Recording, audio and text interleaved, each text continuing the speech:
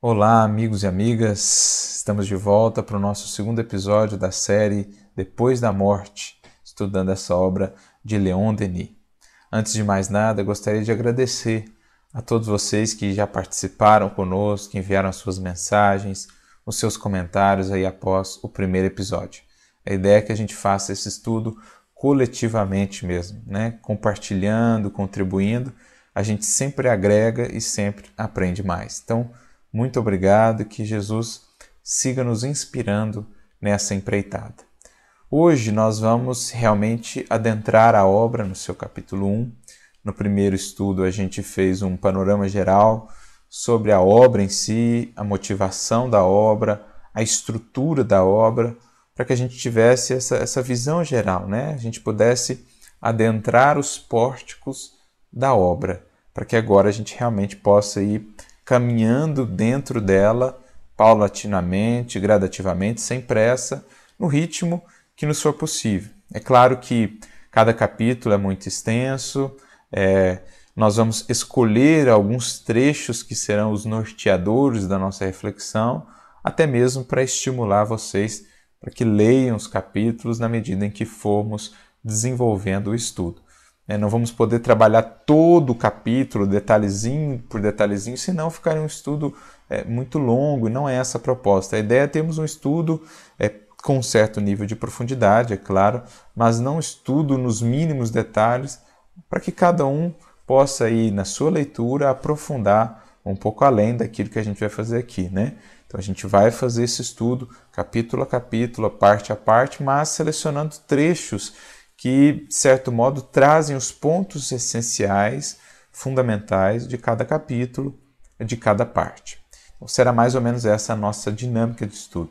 Mas antes de entrarmos efetivamente no estudo, eu gostaria de apresentar aqui duas obras sobre as quais comentei no primeiro estudo, obras que são muito importantes para a gente conhecer melhor quem foi Leon Denis, a sua obra, o seu estilo, né, a sua formação, como filósofo, poderíamos dizer, como pensador. E hoje eu trouxe aqui as obras para que vocês possam ver. Como falei, são duas biografias. A primeira delas, a mais conhecida, do seu grande amigo pessoal, Gaston Luce. Está aqui, Leon Denis, o apóstolo do Espiritismo, sua vida e sua obra. Essa aqui é a edição da CELD, né, do CELD, Centro Espírita Leon Denis, do Rio de Janeiro. Essa é uma obra excelente, creio que é a biografia mais completa acerca de Leon Denis, que fala aí desde a sua infância, a sua juventude, a sua vida, a sua obra como um todo. Então, uma obra realmente fantástica para que a gente tenha um pouquinho mais a dimensão de quem foi, de fato, Leon Denis e o que representou a sua obra para o Espiritismo, poderíamos dizer, para o pensamento do mundo, né? E a outra obra também, uma biografia da Claire, Leon Denis, na intimidade, também do CELD. A Claire foi a sua secretária, sua ajudante, sobretudo mais no período final da sua vida, quando a cegueira já estava mais complicada, enfim. Então ela traz muito dessa intimidade do bom mestre de Tours, né? Ela conviveu intimamente com ele, o ajudava a escrever, a editar, a redigir as obras, detalhes de visitas de amigos, como ele se portava, como ele era no dia a dia, enfim. Leon Denis na intimidade. É uma biografia um pouco mais curta, mas não por isso menos bacana, menos importante. Então ficam essas duas dicas de obras para quem tiver interesse em conhecer mais quem foi Denis, né? Às vezes a gente ouve falar, mas quem foi? O que ele fez? Quando ele nasceu? Como ele viveu? O que ele gostava? Então temos alguns detalhes bem importantes aqui que certamente, claro, vão ajudar a gente a entender melhor os seus escritos, né? A sua obra. Quando a gente entende melhor a sua personalidade, o seu caráter, as suas características, naturalmente a gente consegue traduzir, entender melhor o que ele queria transmitir aqui na sua obra. Então ficam essas duas dicas aí de leitura. Pois bem, nós vamos, como falei, iniciar hoje o capítulo 1 da obra, da primeira parte da obra, Crenças e Negações, é o nome dessa primeira parte. Ela tem 8 capítulos de um modo geral. Como falei, ela é um voo panorâmico que Leon Denis vai fazer pelo passado, pela antiguidade, chegando até o tempo presente, né? O tempo em que ele escrevia a obra, que é o capítulo 8, a crise moral. Aquela crise moral ali do século XIX, início do século XX. Ele escreve a obra ainda no século XIX, né? Mas aquela crise moral que abateu a humanidade naquele momento, muito materialismo, muito ceticismo, muito niilismo, enfim. Então ele faz todo esse passeio voltando lá atrás, na gênese, no princípio das religiões, passando por várias civilizações conhecidas, estudando as características dos ensinamentos espirituais desses povos, para chegar então no século XIX, século XVIII, século XIX, o contexto em que ele vivia. E esse primeiro capítulo, portanto, da primeira parte é As Religiões, a Doutrina Secreta. Então nós vamos fazer aqui hoje, com Leon Denis, uma viagem pelo tempo, buscando sempre um fio condutor que vai nos levar até onde ele quer que cheguemos, né? Como eu falei, os capítulos são extensos, então não dá para a gente lê-los todos, senão o estudo ficaria quase que inviável aqui, né? Nós temos aí cerca de 1 hora por episódio, então a gente vai selecionar alguns trechos. Nem sempre nós vamos trabalhar um capítulo inteiro no episódio, pode ser que levemos 2 ou até 3, segundo o desenvolvimento das ideias, mas a gente vai selecionar trechos. Acontece que eu não estou com o livro físico aqui, eu estou usando o Kindle. E o Kindle ele tem algumas vantagens e algumas desvantagens. Uma das desvantagens é que ele não tem página, então fica um pouco mais difícil de definir onde que a gente está, né? Se eu tivesse o livro físico, soubesse a edição e tudo mais, poderiam pegar um igual e a gente acompanharia, mas não. Então nós estamos no Kindle. O que eu vou fazer então? Eu vou tentar sempre, pode ser que às vezes eu esqueça, mas aí vou pedir a compreensão de vocês, mas eu vou tentar sempre ler ou identificar qual o parágrafo que eu estarei lendo. Então eu vou ler um trechinho do início do parágrafo, para vocês saberem, olha, estamos nesse parágrafo. E aí eu vou dizer, vamos lá agora para o meio do parágrafo. E aí leio o trecho que eu quero ler. Então assim fica mais fácil de vocês se colocarem. E claro, a gente vai tentar seguir a sequência dos parágrafos, né? A gente vai tentar fazer os parágrafos ou os textos na ordem, de modo que eu não vou ler um aqui que está no primeiro, depois eu vou lá que está no 20º e volto aqui no segundo. Aí fica meio confuso. Pode ser até que, por vezes, seja necessário fazer essa dinâmica por conta das conexões que a gente vai fazer. Mas, em geral, eu vou tentar seguir a ideia, a sequência dos parágrafos, identificando em qual parágrafo nós estamos. Tudo bem? Mais um detalhe. Eu também selecionei alguns outros textos, sobretudo de Kardec e também de Emmanuel, para a gente fazer algumas pontes, para a gente fazer algumas conexões com o texto de Denis, para ver como que ele realmente se conecta, se vincula, dialoga com Kardec, principalmente, como também Emmanuel depois vai dialogar com ele, né? Então a gente vai fazer uma conexão aí entre esses três, Kardec, Denis, Emmanuel e talvez outros, né? Na medida que for surgindo, André Luiz, enfim. O que for aparecendo que a gente achar interessante, a gente vai tentar fazer essas pontes. Então, eu deixei esses textos aqui pré-selecionados, alguns a gente vai ler, outros eu vou só citar, mas então se eu virar aqui, porque aqui está a tela do meu notebook, então, por vezes se eu virar aqui, é porque eu estou fazendo a leitura desses textos e aí a gente vai comentando, fazendo essa troca, né? Essa conexão, ponte de ideias. Então, dito isso, vamos lá ao estudo desse capítulo. O título por si já é muito interessante. Ele diz, As Religiões, a Doutrina Secreta. Então, um está no plural, outro está no singular. Então, ele quer mais ou menos nos levar a pensar que, unindo todas as religiões, existe uma certa doutrina secreta. Lembremos que aqui estamos falando principalmente das religiões do passado, que ele vai desenvolver depois, né? O brahmanismo, vai falar do Egito, vai falar dos gauleses, né? Dos druidas. Ele vai falar também da Grécia, enfim. Essas religiões tinham múltiplas manifestações. Mas o que ele quer nos levar a ver aqui é que existiam elementos de união entre elas. Existia uma doutrina E por que secreta? Porque, em geral, não tão acessível às massas, ou quase nada acessível às massas, que essa doutrina, sim, o seu cerne, ela apresentava esses pontos de conexão entre as várias religiões existentes no mundo antigo. Então existem esses elementos unificadores. E, para que a gente os alcance e os entenda, a gente precisa vencer os véus que eram colocados, que eram propositadamente colocados, tornando-os, esses ensinamentos, muitas vezes inacessíveis às massas e acessíveis apenas a alguns grupos de indivíduos.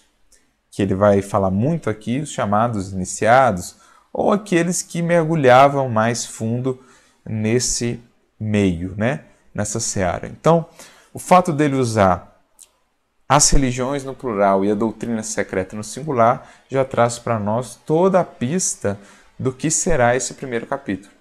A busca por esse elemento de conexão entre todas as religiões do mundo antigo, mostrando que existiam ali muito mais similitudes do que poderíamos imaginar e que as contradições muitas vezes eram apenas questão de aparência. Esse é um ponto central nesse capítulo. E o que é a ideia dele? Ele vai tentar mostrar nesse capítulo que, na verdade, essa doutrina secreta tem muito a ver com o espiritismo hoje, que não é mais secreto, não tem nada de secreto, mas que, na verdade, muitos dos elementos que faziam parte dessa doutrina, que era o núcleo, que era o cerne das religiões do passado, cerne inacessível muitas vezes ao vulgo, tem muito a ver com elementos que hoje o espiritismo traz à tona com uma clareza, com uma acessibilidade, com uma coerência que antes às vezes não tinham, posto que estavam muitas vezes esses elementos misturados a ilusões, superstições, concepções humanas. Então ele quer fazer esse traço de conexão entre o espiritismo que nasce ali no século XIX, com o espiritismo que sempre existiu, na verdade, mostrando que o espiritismo, como conjunto de conhecimentos espirituais, não como uma religião, mas como um arcabouço de conhecimentos espirituais, na verdade, sempre existiu e sempre perpassou o núcleo, o centro de todas essas religiões, embora muitas vezes deturpado em alguns pontos, misturado, incompreendido, ele ali estava, em parte, em germe, e que hoje nós temos o espiritismo, que nada mais é do que um resultado, um processo de síntese de tudo que lá atrás veio, ou de tudo que lá atrás existiu. Ele quer nos levar a entender que o espiritismo é a síntese ou o renascimento dessa doutrina secreta, desprovida agora ou despojada do que era secundário, do que era acessório, do que era criação humana.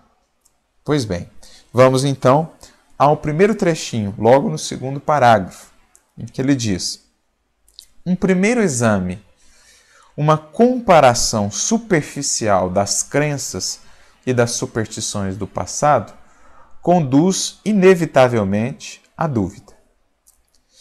Então, por isso que muitas vezes a gente acaba se perdendo nesse estudo das religiões do passado. Por quê?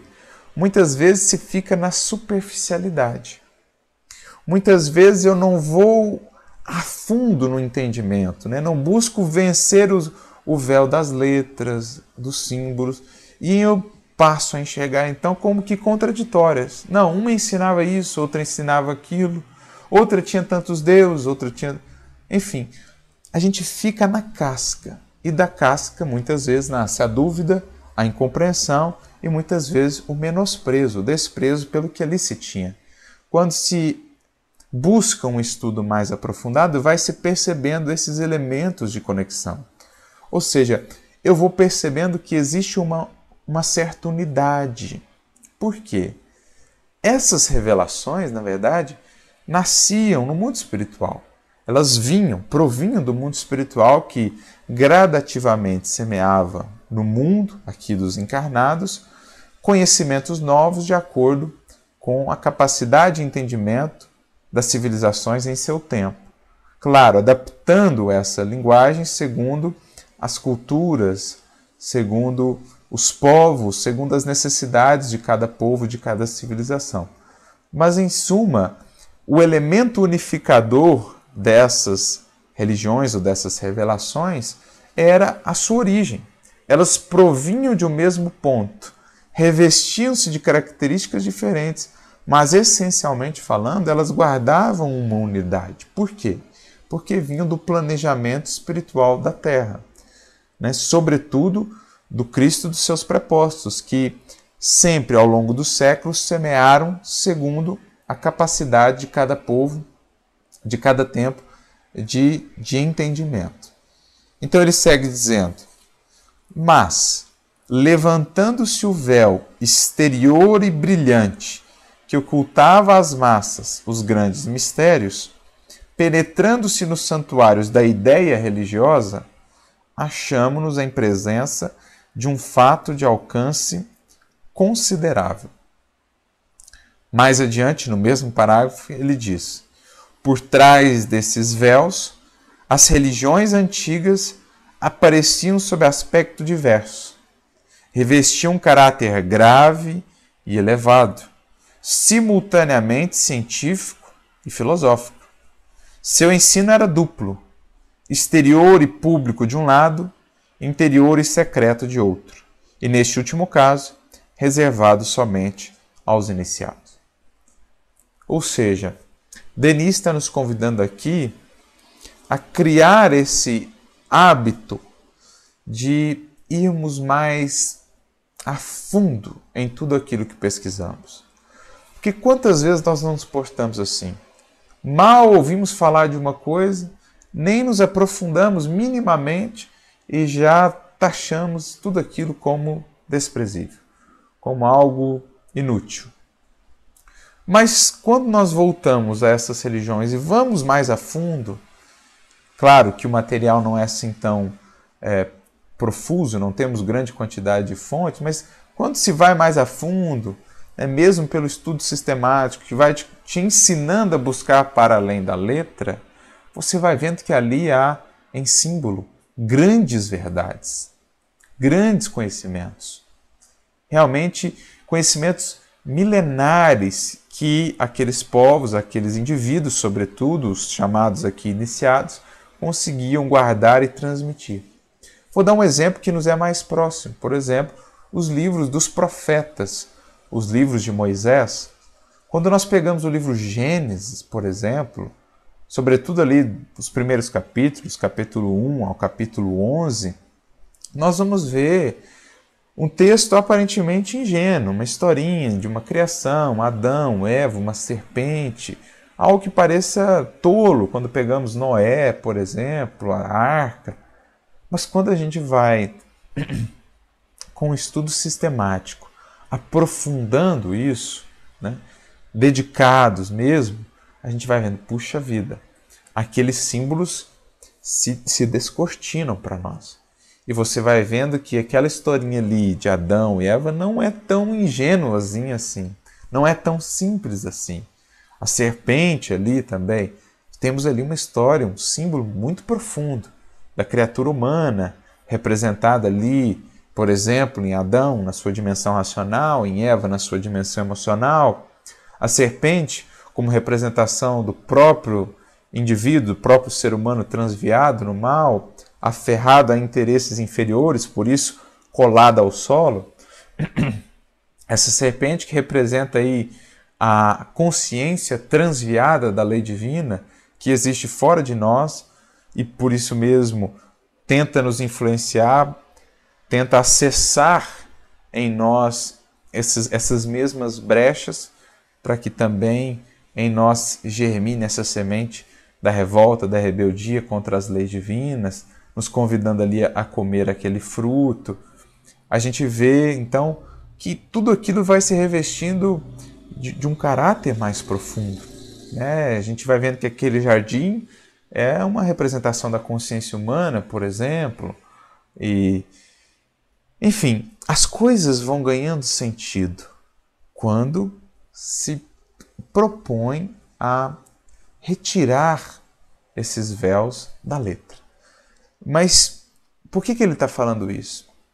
Ele vem falar isso para nos mostrar que o Espiritismo, como nós o temos hoje, vai ser, na verdade, uma das grandes ferramentas para a gente fazer esse processo de tirar o véu da letra, para a gente extrair dessas antigas concepções religiosas o que era ali joio e o que era ali trigo.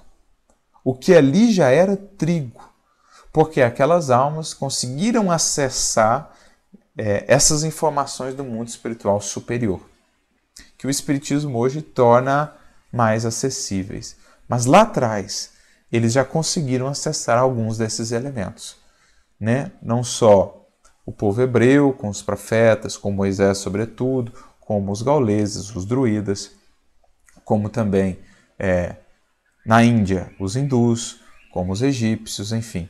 Esses povos, sobretudo alguns indivíduos que já, numa condição espiritual superior, conseguiam entrar em conexão com esferas mais elevadas, conseguiram acessar essas grandes, ou algumas dessas grandes verdades espirituais que o Espiritismo hoje torna acessíveis, como, por exemplo, a mediunidade, a interação com o mundo espiritual, natural, clara, como, por exemplo, um conhecimento acerca da vida após a morte, alguns desses elementos. Ou seja, o Espiritismo, de certo modo, já existia desde as mais remotas eras.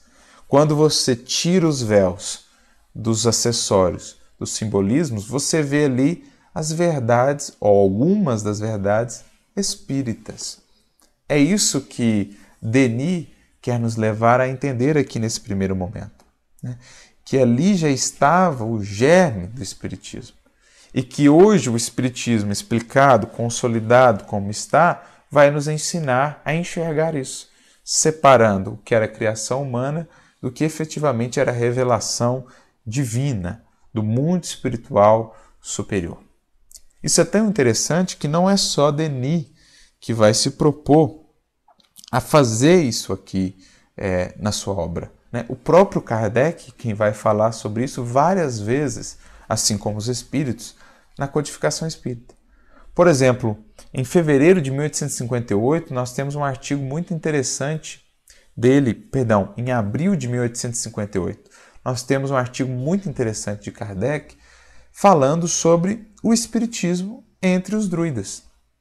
Aliás, é esse o título do artigo, em que ele vai mostrar, segundo a doutrina druídica, como que ali já existiam muitos dos elementos que hoje o espiritismo torna claros, torna acessíveis, torna mais compreensíveis do que o eram àqueles tempos, sobretudo para o vulgo, mas eram muitas vezes para os chamados iniciados, para aqueles que estavam mais mergulhados nesse estudo, nessa atmosfera das questões espirituais. Então o próprio Kardec vai fazer isso. Leiam depois, se puderem, esse artigo, que é um artigo muito interessante. Abril de 1858, o Espiritismo entre os druidas, em que Kardec vai se propor algo muito similar ao que Denis está aqui fazendo com a gente, né? Mais adiante, no Evangelho segundo o Espiritismo, também logo na introdução, Kardec vai trazer essa ideia novamente, repisando esse assunto, dizendo assim, introdução, parte 1.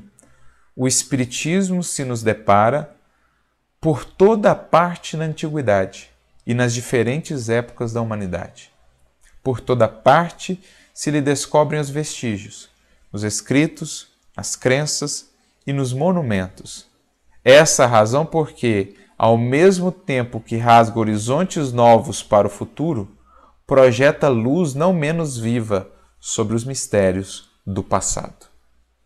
Então veja, assim como o Espiritismo descortina para nós aspectos do futuro, como o Cristo havia prometido mesmo ao falar do Consolador prometido no Evangelho de João, quando ele diz que o Consolador prometido nos guiaria em toda a verdade, ou seja, nessa busca no futuro, ele também nos explicaria tudo aquilo que o Cristo já nos havia dito.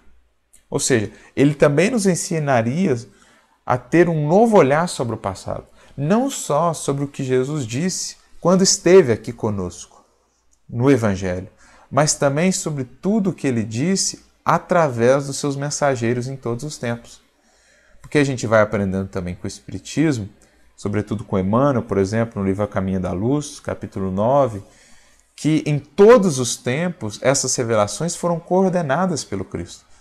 Os mensageiros, todos eles que vieram em nome dele trazer aspectos, faces dessa verdade universal, faces ou elementos relativos, compreensões relativas dessa verdade universal que vinham do Cristo, digamos, filtradas ou refratadas por esses seus mensageiros. Filtradas no sentido de um pouco diminuídas, restringidas, limitadas pelos mensageiros, que, claro, não conseguiam abarcar toda a dimensão do pensamento do Cristo. Mas, enfim, tudo veio do Cristo. Então, quando Jesus disse que o Espiritismo não só nos guiaria em toda a verdade, na busca por compreender melhor o futuro, tudo que estava ainda por ser descortinado, e diz também que nos ensinaria melhor a respeito do que ele havia nos dito, não falava ele apenas do que havia nos dito no Evangelho. O que havia nos dito por meio de todas as outras fontes, de todas as outras revelações, religiões do passado, no seu aspecto central. Não nos aspectos acessórios, no cerne, né? Nesse elemento de unidade que as une todas. O Espiritismo nos ajuda a identificar, a enxergar melhor essa unidade substancial entre elas. É isso que Kardec está dizendo nessa introdução do Evangelho segundo o Espiritismo. O Espiritismo é como que uma lente que nos ajuda a enxergar melhor esses elementos. Até porque o Espiritismo nada mais é do que a síntese, a união, o processo de filtragem de todos esses elementos das religiões do passado. Então, o que o Espiritismo, na verdade, é ou fez? Os Espíritos fizeram. Pegaram nessas religiões do passado, essas revelações do passado, aquilo que era realmente verdadeiro, separaram o que era acessório, o que era criação humana, ou seja, filtraram essas religiões. Desse processo de filtragem e síntese surge o Espiritismo. Claro, com acréscimos, né? Com um aprofundamento maior, com um aprofundamento posterior. Mas isso que é o Espiritismo. E por isso ele pode, como poucos ou como nenhum outro, ajudar-nos a entender o que estava lá atrás na condição de verdades esparsas, né? de compreensões esparsas dessa verdade unitária, dessa verdade una. É isso o que Kardec está dizendo e, claro, fazendo coro com os espíritos que já haviam comentado sobre esse assunto também lá em O Livro dos Espíritos. Lá na questão 628, eles mesmos, os espíritos, vão nos falar acerca desse tema. Kardec pergunta o porquê a verdade não foi posta em todos os momentos da humanidade ao alcance de toda a gente. E os espíritos dizem então, olha, é preciso graduar a luz, né? A luz por excesso, a luz em excesso acaba por cegar ao invés de auxiliar. Por isso a verdade não esteve sempre ao acesso de todos, mas esteve ao acesso de alguns que, por sua condição espiritual, por suas buscas, já estavam mais aptos a lidar com uma maior manifestação de luz. Então eles dizem exatamente disso, né? Na antiguidade existiam alguns indivíduos possuidores eles próprios de uma ciência sagrada, da qual faziam mistério para os que aos seus olhos eram tidos por profanos. Ou seja, por que eles mantinham essas verdades inacessíveis? Primeiro, muitas vezes por interesse, porque assim detinham maior poder de manipulação com relação aos outros. Mas muitas vezes também por até um processo de precaução, talvez, de proteção àqueles indivíduos que não estavam ainda aptos a lidar com certas verdades. Então existe essa dualidade aí, né? E é difícil definir o que preponderava em cada caso. Mas enfim, eram alguns desses motivos. E é o que os espíritos estão dizendo aqui. Mas aí eles prosseguem dizendo: Pelo que conheceis das leis que regem esses fenômenos, ou seja, agora com o Espiritismo nós já conhecemos as leis que regem esses fenômenos.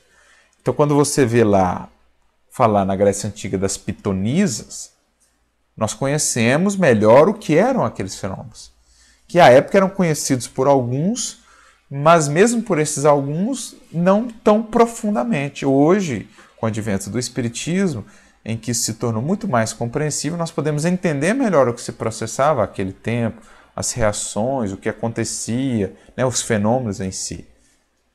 Deveis compreender que esses indivíduos apenas recebiam algumas verdades esparsas dentro de um conjunto equívoco que, na maioria dos casos, é emblemático.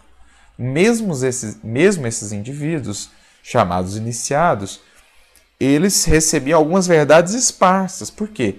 Porque eram também, embora às vezes seres já mais adiantados, eram seres em evolução. Então, com suas limitações, com as suas restrições de compreensão. Então, recebiam algumas verdades esparsas, mas agregavam muitas vezes compreensões que eram próprias, suas, e muito imperfeitas, muito aquém da realidade. Entretanto, para o estudioso, não há nenhum sistema antigo de filosofia, nenhuma tradição, nenhuma religião que seja desprezível, pois em tudo há germes de grandes verdades que, se bem pareçam contraditórias entre si, dispersas que se acham no meio de acessórios sem fundamento, facilmente coordenáveis se vos apresentam, graças à explicação que o Espiritismo dá de uma imensidade de coisas. Então veja que interessante. Os próprios espíritos superiores da codificação aqui nos dizem que nenhuma dessas religiões, nenhuma dessas filosofias antigas, nenhuma dessas tradições é de todo menosprezível, desprezível, porque o estudioso, o sábio, consegue aurir desse estudo grandes elementos de instrução, de iluminação. Por quê? Ele, agora munido, sobretudo, para nós espíritas, munidos que estamos dessas lentes do Espiritismo, a gente consegue separar o que eram os germes das grandes verdades, o trigo, do que eram os acessórios sem fundamento, o joio. O que era de fato revelação divina, do que era apenas criação humana. Os acessórios exteriores, as práticas cultuais exteriores, o que era formalismo, do que era essencial, o que era essência do que era substância. A gente consegue aprender a diferenciar. Então é isso que Denis quer nos convidar a fazer com esse capítulo 1. Por quê? Nos capítulos subsequentes, ele nada mais vai do que buscar mostrar em algumas dessas religiões o seu cerne fundamental. O que era esse núcleo que se perdeu depois com o passar do tempo, com a partida dos mestres, daqueles que eram efetivamente sábios, os seus continuadores acabaram por misturar muitas coisas, enfim.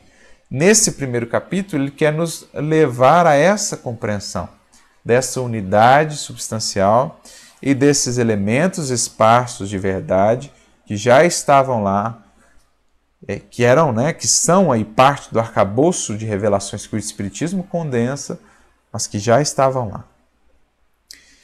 No parágrafo ainda, no segundo parágrafo, já no final dele, ele diz: todos os ensinos religiosos do passado se ligam, porque, em sua base, se encontra uma só e a mesma doutrina, transmitida de idade em idade a uma série ininterrupta de sábios e pensadores. Veja que interessante. Então, todas elas se ligam, porque tinham como base, como núcleo, uma mesma doutrina, que é o que falávamos, que vem daquela fonte primordial do alto. Claro, essa doutrina adquiria vestimentas diferentes, segundo as culturas onde era semeada, os tempos, mas essencialmente falando, tinha essa unidade substancial da fonte de onde provinha. É interessante isso, porque Emmanuel vai falar algo no mesmo sentido também de Denis, agora no livro A Caminho da Luz, lá no capítulo 9, no item 4, veja o nome desse parágrafo, né? Um subtítulo: a unidade substancial das religiões. Então veja, a unidade substancial das religiões. É o que Denis está aqui nos falando. E o que Emmanuel vai dizer logo no início desse subtítulo? Ele diz assim: a verdade é que todos os livros e tradições religiosas da antiguidade guardam entre si a mais estreita unidade substancial. As revelações evolucionam numa esfera gradativa de conhecimento. Todas se referem ao Deus impersonificável, que é a essência da vida de todo o universo. E, no tradicionalismo de todas, palpita a visão sublimada do Cristo, esperado em todos os pontos do globo. Olha que profundo isso, gente. Né? O que ele está dizendo aqui é que, essencialmente falando, se formos a essência, em todas vamos encontrar a ideia da unidade substancial, da ideia nessa unidade substancial do Deus impersonificável, mesmo naquelas politeístas. Mesmo nas politeístas. Vencidas aquilo que era apresentado ao vulgo, se eu vou ao cerne, eu vou ver que existia ali a ideia de um Deus. Você vai ver isso no hinduísmo, você vai ver isso nas próprias religiões e compreensões espirituais do Egito. Né? Você vai ver isso entre os gauleses. Então, embora muitas vezes a manifestação exterior politeísta, você vai ver a ideia central ali de um Deus, que é o maior de todos, que é impersonificável, que é de fato o Criador. Né? Os outros deuses muitas vezes se referem a seres que têm poderes maiores que a humanidade. Que depois a gente vai, inclusive, com o auxílio do Espiritismo, ver nisso muitas vezes a figura dos espíritos superiores, por exemplo. Espíritos protetores de nações, de povos. Mas você vai ver lá no fundo a ideia de um Deus. O que é a grande diferença, por exemplo, dos hebreus, dos israelitas? Kardec vai comentar isso, inclusive, no Evangelho segundo o Espiritismo, lá no capítulo 18, item 2.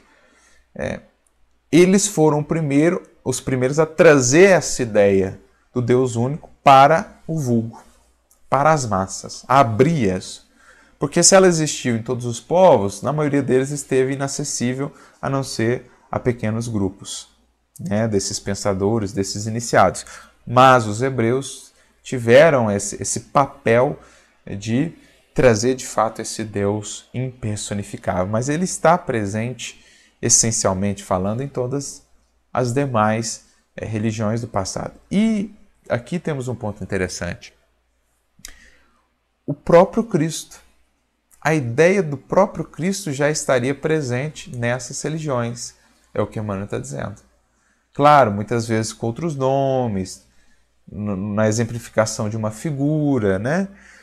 Porque nesse mesmo capítulo ele vai dizer, sobretudo os povos mais antigos, principalmente aqueles que vieram de outros orbes, eles foram acolhidos pelo Cristo. O Cristo dialogou com eles. O Cristo apresentou a eles a sua proposta de regeneração, de trabalho no mundo e prometeu um dia estar com eles, conosco, na Terra, encarnado. Então esses povos, diz Emmanuel, guardaram como que no psiquismo essa ideia de que haveria esse ser que um dia viria. E por isso os seus escritos falam desse ser.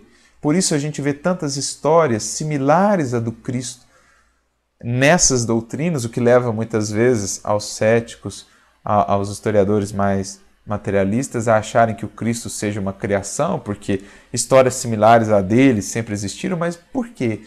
Porque o psiquismo dessas civilizações guardava essa história, essa epopeia da vinda do Cristo em sua mente. E por isso pintaram isso em suas histórias, muitas vezes com personagens muito similares a ele. Muitas vezes confundiram mensageiros dele com ele próprio. Emmanuel vai dizer também. Mas, na verdade, a vinda dele é que estava gravada na mente coletiva dessas civilizações, dessas religiões, do passado. E é o que Emmanuel está dizendo aqui.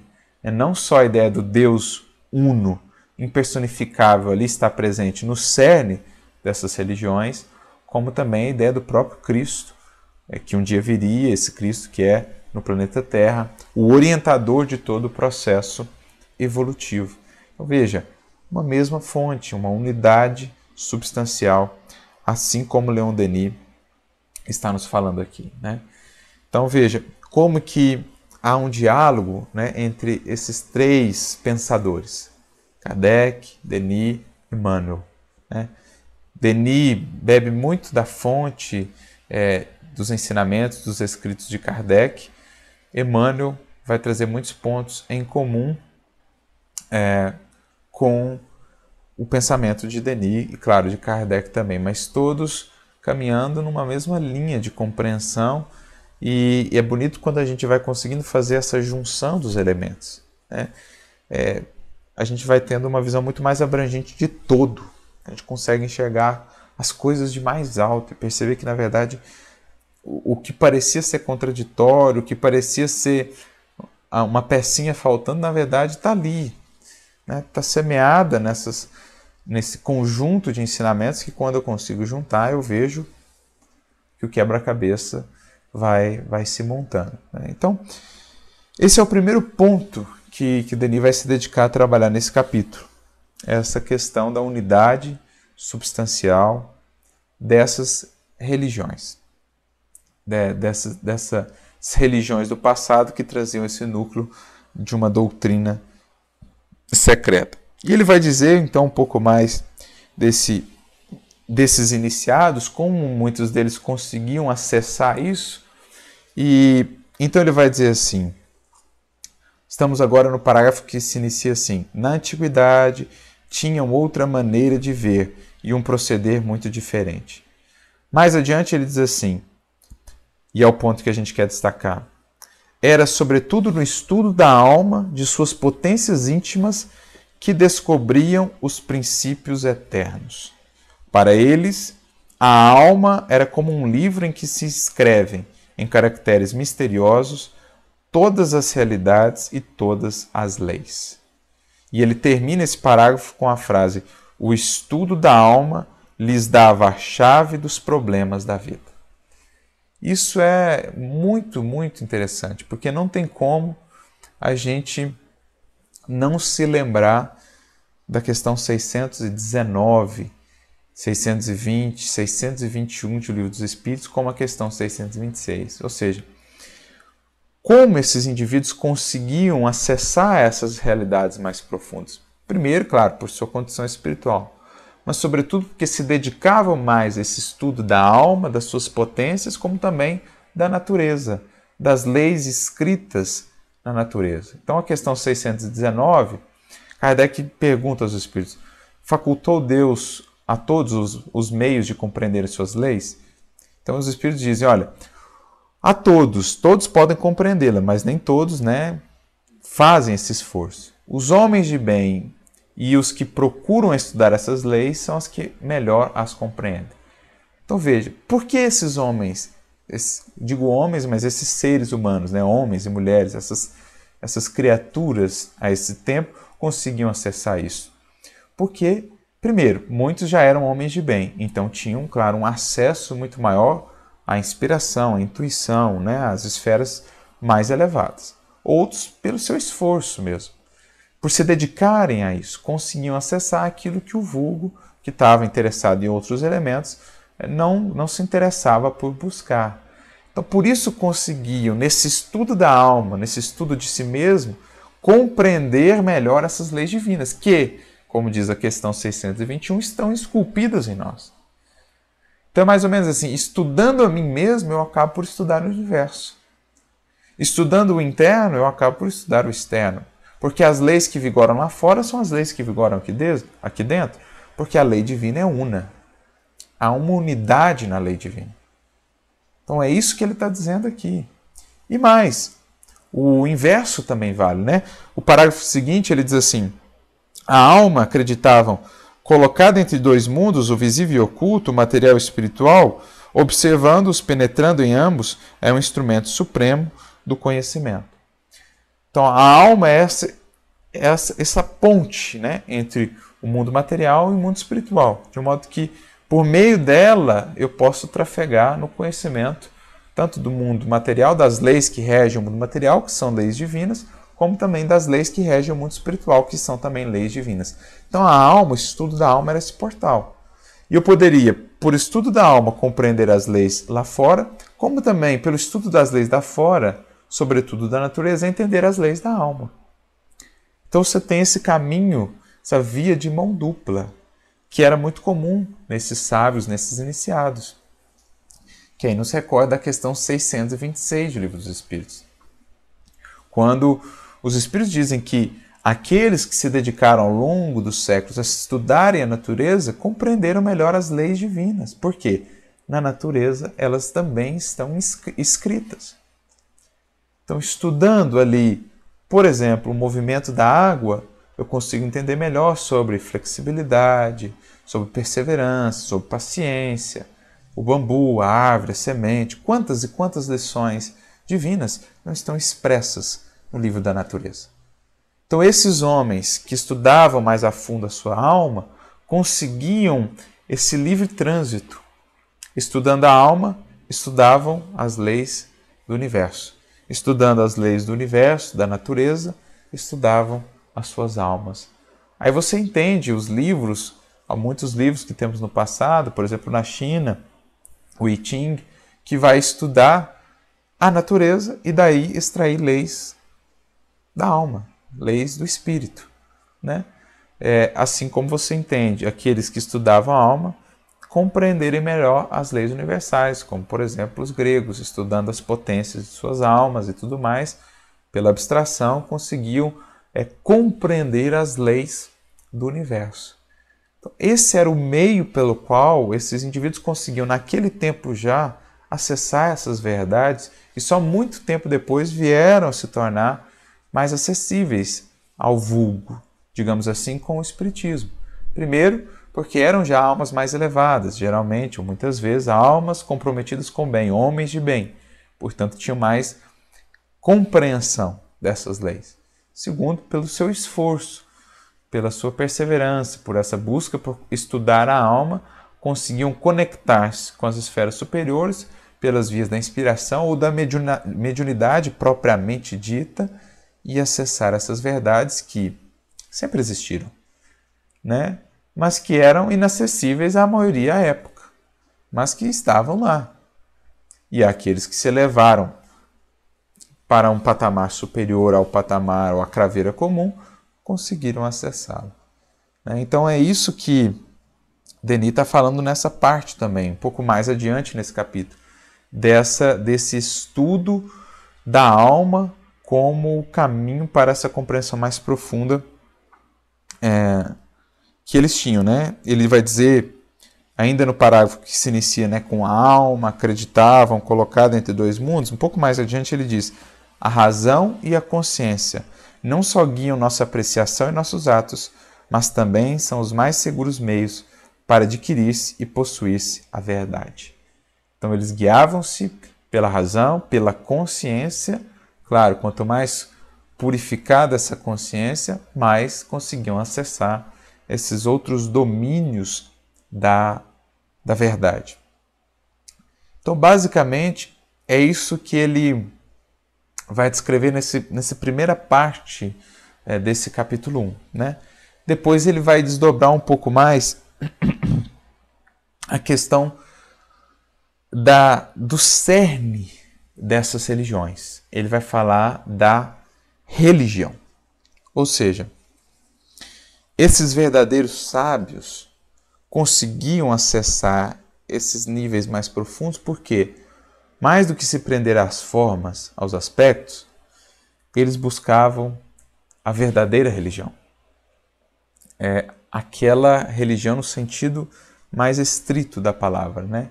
Religar, conexão profunda com Deus, o que é o objetivo de todas as religiões. Então ele vai dizer assim, mais adiante, parágrafo que se inicia, este ensino abria o pensamento, perspectivas suscetíveis, tananã. Ele vai dizer assim, ó, que esses sábios muitas vezes respeitavam a condição dos demais de não poderem acessar ainda uma religião mais aprofundada, né? Ele diz assim, se, por ver o infinito, as almas débeis ficam perturbadas e desvairadas, as valentes fortificam-se e medram. É no conhecimento das leis superiores que estas vão beber a fé esclarecida, a confiança no futuro, a consolação na desgraça. Tal conhecimento produz benevolência para com os fracos, para com todos esses que se agitam ainda nos círculos inferiores da existência, vítimas das paixões e da ignorância, e inspira tolerância para com todas as crenças. O iniciado sabia unir-se a todos e orar com todos. Então veja, não poderíamos dizer que todos os iniciados, digamos, não transmitiam esses conhecimentos mais profundos por respeito aos demais. Muitas vezes era mais por interesse mesmo, né, para manter um certo status quo. Mas existiam aqueles que eram mais sábios de fato e que davam as lições aos seus tutelados ou às massas segundo a sua capacidade de compreensão. Um exemplo é Moisés. Moisés certamente que acessava muito mais coisas, mas ao vulgo ele tinha que dar o que eles podiam dar. Um outro exemplo, e esse incontestável, é o próprio Cristo. Ele mesmo nos diz, olha, muitas coisas eu teria para vos dizer, mas vocês não poderiam suportar. É interessante o verbo, suportar. Vocês não poderiam suportar. O próprio apóstolo Paulo, mais adiante, vai dizer, olha, com leite vos criei, porque ainda sois crianças espirituais. Né? Ainda não podeis comer a comida ou alimento sólido. Então há esse sentido de aprender a graduar a transmissão do conhecimento, dando aos indivíduos o que precisavam naqueles tempos, com respeito, com amor, com compreensão. Por quê? Porque buscavam, acima de tudo, a verdadeira religião. Aquela que prescinde das formas. Respeita aquele que precisa ainda das formas, dos elementos exteriores, dos rituais e tudo mais, mas faz com que o outro também, ensine o outro também a buscar o que é a essência. Né? Então há que se diferenciar aqui religião de religiões. É o que também Emmanuel vai fazer no livro Emmanuel, né? Capítulo 4, ele vai ter um subtítulo lá, Religião e Religiões, em que ele diz: a religião é o sentimento divino e ela prende o homem ao Criador. As religiões são organizações dos homens, falíveis e imperfeitas como eles próprios. Então, Ledi, nesse capítulo, vai também se dedicar a fazer essa distinção, porque ele vai apresentar o Espiritismo como um contributo à religião, ajudando as religiões a fortalecer nas religiões o sentimento de religião. Isto é, ele vai vir não como uma outra religião, essa não é a proposta, ele vem como um arcabouço de conhecimentos e revelações espirituais que vai ajudar as religiões a valorizar o que seja religião de fato. A cada vez mais prescindir do que é acessório, do que é secundário, para valorizar, para investir no que é essencial, a religião. Essa religação com Deus. Né? Algo que lá atrás muitos desses iniciados já conseguiam fazer, entrever. E que hoje o Espiritismo vem explicar com mais clareza. É por isso que disse que o Espiritismo vem amparar, ajudar as religiões a fazer com que elas recuperem muitas vezes esse cerne que se perdeu com o passar do tempo. Né? Porque na medida em que esses iniciados foram morrendo, foram transmitindo adiante os seus conhecimentos, foi se agregando uma série de coisas que não existiam e foi se perdendo o foco do que era central. Então o Espiritismo vem ajudar a recobrar o que é central, por exemplo, o cristianismo, a recuperar aquele cristianismo essencial do Cristo, os valores universais, caridade, perdão, humildade, amor, bem, paz, como o que realmente eleva a criatura humana. Então, é mais ou menos isso o que o Espiritismo vai ajudar a gente a compreender. O que Denis diz aqui, no final desse parágrafo, ele diz: a verdadeira religião se eleva acima de todas as crenças e a nenhuma maldiz. E essa é, de fato, a postura do Espiritismo. Ele não vem maldizer nenhuma religião. Ele vem por aquilo que revela, ajudar a todas a compreender o elemento central, a busca pela verdadeira religião, para além das religiões, a conexão com Deus, a busca pela valorização daquilo que é essencial e não ficarmos presos no que é secundário, que gera as intrigas, as separações, as discórdias, o sectarismo, as guerras, a intolerância, a morte. Então, é interessante isso, porque a gente recorre a um texto, por exemplo, do próprio Kardec, na conclusão do Livro dos Espíritos, quando ele diz assim, um dos primeiros resultados do Espiritismo, lá na conclusão de número 7 do Livro dos Espíritos, é desenvolver o sentimento religioso. E ele não diz de que tipo de indivíduo. Ele vai desenvolver o sentimento religioso. O indivíduo pode pertencer a qualquer uma das religiões ou até mesmo não tê-las. Mas o Espiritismo vem desenvolver a religião, a conexão da criatura com o Criador, ajudando a todos a enxergar o que é essencial e o que é secundário. Mais interessante ainda é uma fala de Kardec, essa é muito interessante, na Revista Espírita de fevereiro de 1862, num artigo intitulado Votos de Boas Festas. Lá no meio do artigo ele vai dizer assim, um parágrafo que se inicia assim, visando a desacreditar o Espiritismo, mais ou menos no meio do parágrafo ele diz assim, o Espiritismo é uma doutrina moral que fortalece os sentimentos religiosos em geral e se aplica a todas as religiões. Veja, religiões. Porque ele favorece, desenvolve a religião. Que é esse, na definição de Kardec, sentimento religioso. Então vou ler de novo. O Espiritismo é uma doutrina moral que fortalece os sentimentos religiosos. Isso é religião. Em geral, e se aplica a todas as religiões. Então, na definição de Emmanuel, religião, religiões. O Espiritismo fortalece a religião nas religiões. Por isso, complementa Kardec, é de todas e não pertence a nenhuma em particular. Por isso, não aconselha a ninguém que mude de religião. Veja a compreensão de Kardec, que é a mesma compreensão que Denis está tendo aqui, que é a mesma que Emmanuel nos incentiva, nos esclarece lá no seu livro Emmanuel, capítulo 4. Religião, religiões. Incentivo, aperfeiçoamento da religião com respeito às religiões, sem menosprezo, entendendo a condição de cada um, entendendo a necessidade de cada um com aquilo que cada uma delas apresenta, né? Com a consciência de que cada indivíduo vincula-se àquela que melhor atende à sua necessidade evolutiva do momento. E o Espiritismo vai incentivar que cada um em cada uma dessas religiões possa lhe buscar o cerne, a religião, a verdadeira conexão com Deus e não se perder nos acessórios. As religiões, por isso mesmo, têm caráter transitório, têm caráter de transformação, de impermanência. A religião não. A religião é eternidade, é vivência, é comunhão. Claro que ela se aprofunda, se aperfeiçoa, se acrisola, mas ela é eternidade, enquanto as religiões são transitoriedade, né? Elas existem, cumprem um papel e passam. O indivíduo passa por elas e vai buscando sempre outras mais condizentes com o seu estado de consciência.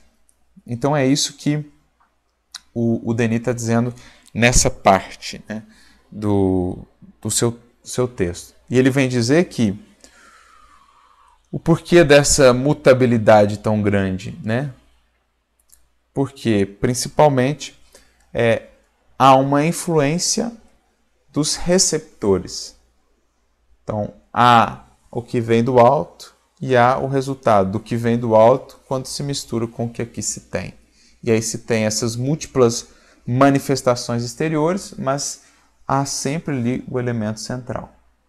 E é isso que a gente tem que incentivar, a religião, o que é realmente a conexão ou de origem do alto. Mas isso é assunto para o próximo episódio, a gente vai seguir dentro dessa linha de estudo, voltando novamente a esse assunto, religião, religiões, e a essa interação da revelação com os seus receptores aqui encarnados, né? Já que a religião é o sentimento divino, é o que nos conecta com o divino, e as religiões são movimentos humanos, o que faz com que dessa mesma conexão com o divino nasça tantas formas e manifestações diferentes? E aí a gente vai trazer aqui esses elementos na interação com a verdade. Então, agradecemos a vocês pela presença, pela contribuição. Sigamos aí estudando, meditemos mais um pouco nesses textos, nesse capítulo 1, que possamos lê-lo, aprofundá-lo, para a gente voltar semana que vem mais afiados para aprofundarmos um pouquinho mais a compreensão. Que Jesus nos abençoe e nos inspire a todos. Um grande abraço e até o próximo estudo.